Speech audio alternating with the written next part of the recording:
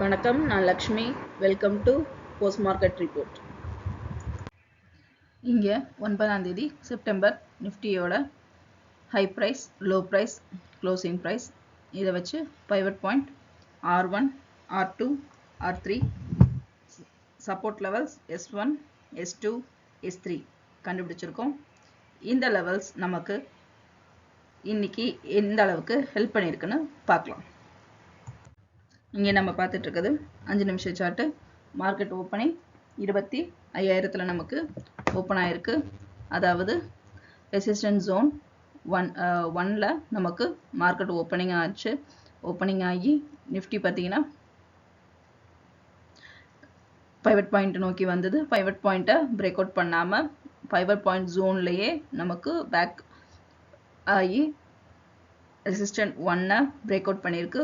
Break out பண்ணி resistant 2வையும் break out பண்ணி சைட்வேஸில் move ஆகி திரும்பவும் R2வை பிரேக் அவுட் பண்ணி நிஃப்டி சைட்வேஸ்லேயே மூவ் ஆகி 25,041ல் க்ளோஸ் ஆனது.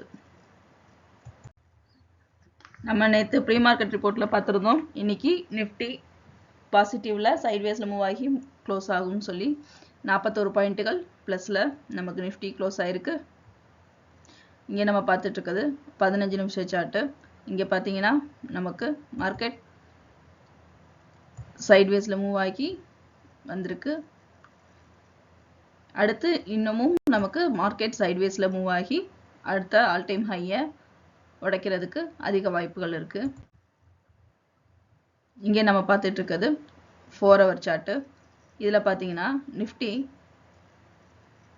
ஒரே மாதிரி நமக்கு நம்ம பார்த்ததா ஆல் டைம் ஹையை உடைக்கிறதுக்கு நிஃப்டி சைட்வேஸில் மூவ் ஆகும். இந்த சைட்வேஸில் மூவ் ஆகும் பொழுது ஸ்விங் ட்ரேடர்ஸும் இன்ட்ராடே ட்ரேடர்ஸும் நம்மளோட ப்ரீமியம் கரையாமல் ரொம்ப கவனமாக இந்த ரெசிஸ்டன்ட் அண்ட் சப்போர்ட் ஜோனை யூஸ் பண்ணி நம்மளோட ட்ரேடிங்கை சக்ஸஸ்ஃபுல்லாக பண்ணுவோம்.